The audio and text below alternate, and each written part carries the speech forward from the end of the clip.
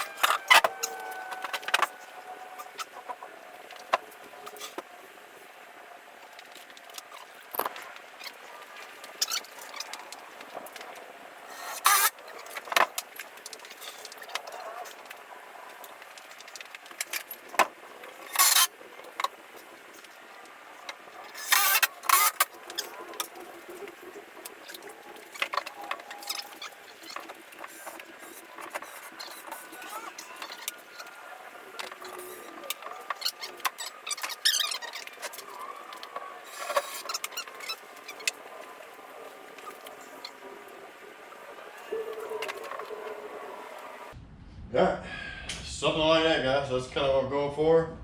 But part of what I'll end up doing is I'll put some burlap in behind them, just kind of nasty, ripped up burlap.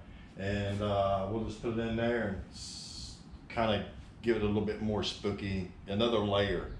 So that's kind of the ordeal you want to do, is you want to just do layers of stuff. That way you give it more visual appeal. So it's kind of what I'm going for. I'll go ahead and build this other one, and I'll just show you at the end kind of what we did, and hope you enjoy. So stick around to the end and we'll show you the rest of it.